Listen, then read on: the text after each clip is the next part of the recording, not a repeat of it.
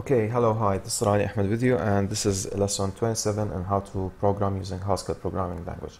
And this lesson we're going to talk about the Functor class. Functor class is a very special class. It allows us to let the structures, the data structures, the big ones, is freer, okay? And they don't have to make us repeat the same code many times, okay? And like it works like this. See, this is the definition of or the signature of the functor class. Okay, functor class takes a data type f. It has to be something like the tree data type that we saw in the structures, the tree structure data type lesson.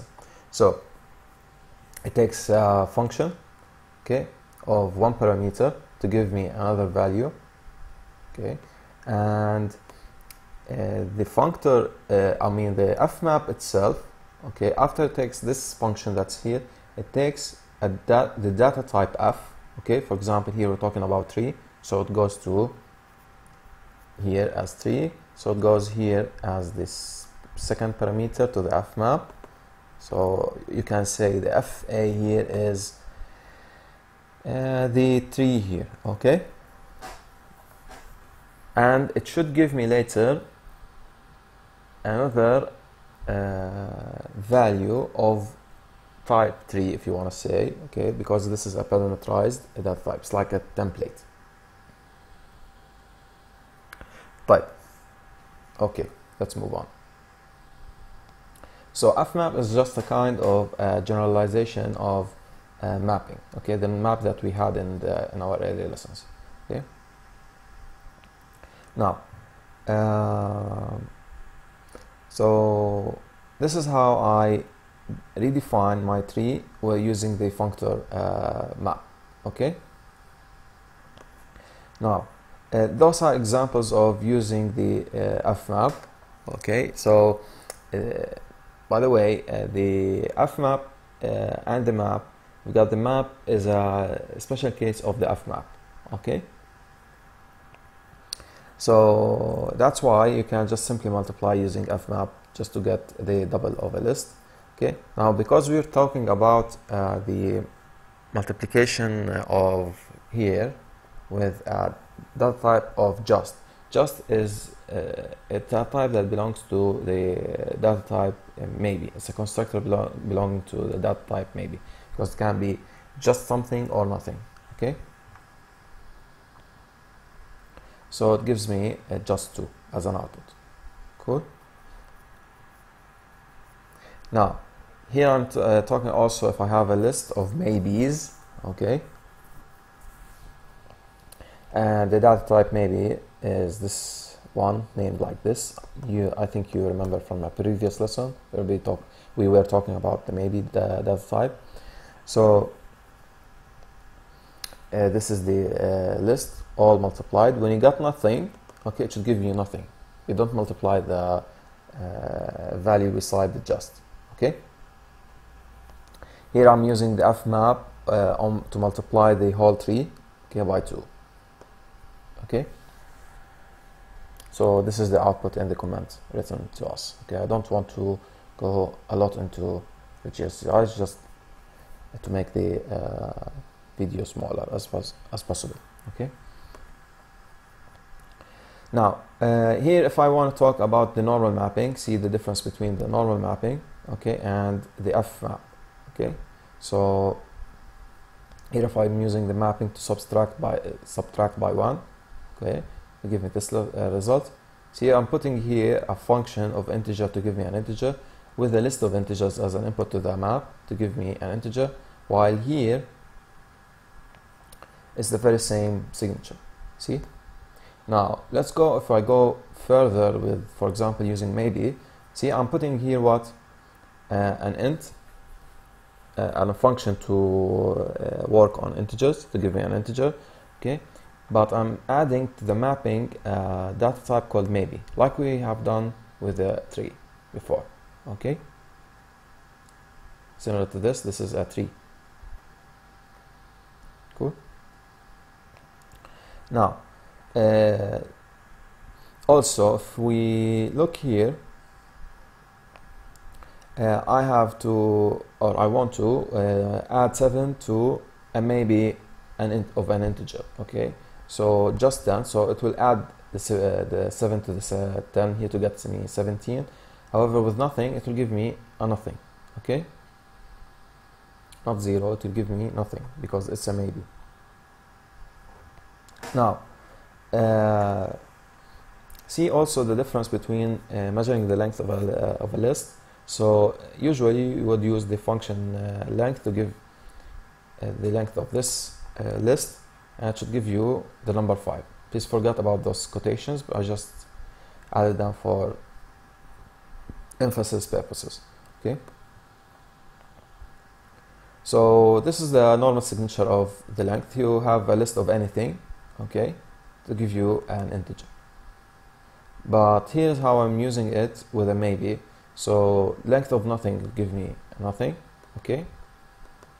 And if it were something, okay, see it is a function of a double to give me a list of doubles, is to give me an integer, to give with a parameter of maybe of a list of doubles, to give you a maybe of a list of an integer.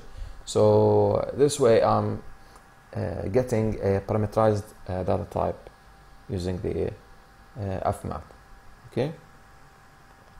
See how I'm using show. For example, I want to convert the 12 here into a string, okay, but with a maybe. So it's outputted like so. Okay. This is with the show, and with nothing you get nothing. Okay. And see, this is the function how it's signatured. Okay. This is how it's signed. So also you see using show with a list of numbers to convert each number into a string. Okay, so therefore you can just manipulate it later as a string. Okay, only. Okay, maybe you want to split the point sign from the, I mean, you know, you're typing a number like 3 point something, so we're going to take this part, the decimal part, from the number part, okay, as strings, okay, not as numbers.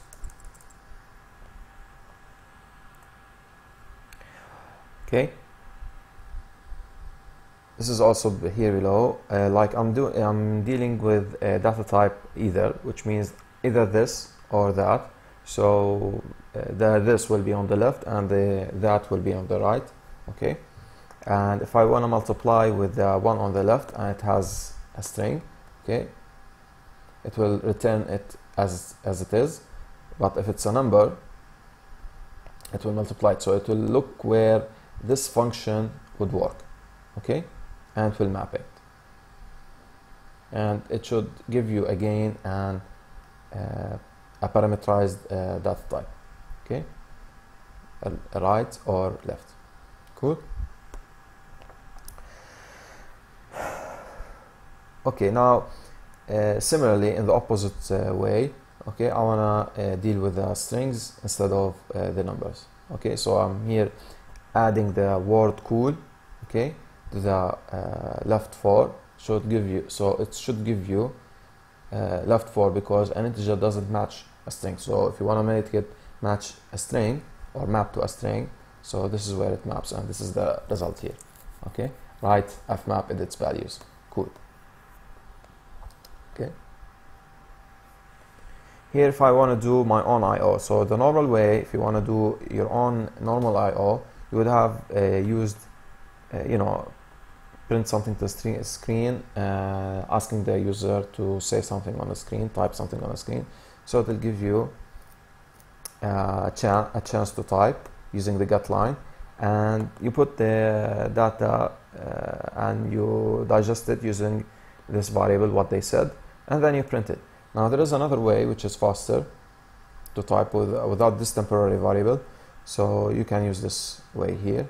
Okay, and this operator, okay, makes things go one thing after the other. Okay, so put string line with the get line, put them after each other, and then this one will make anything coming from get line be printed out by put string line. Okay, now also you could have, instead of doing this, which is same to the echo one, okay, but I want just to put the name with the hello to print it and concatenate it. Okay, I could have used, for example, a lambda function.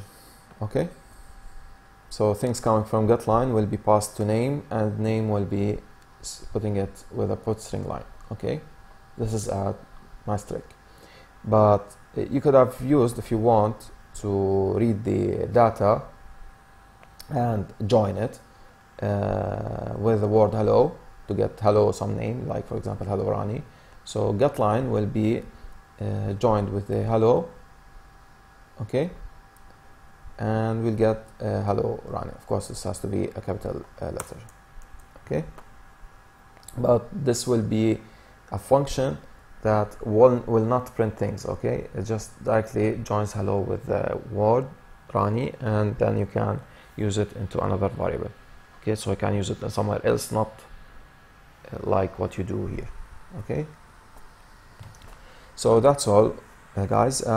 Please click subscribe to get more updates from my channel, and also click the likes, click the ads, so we can proceed more and give you good tutorials.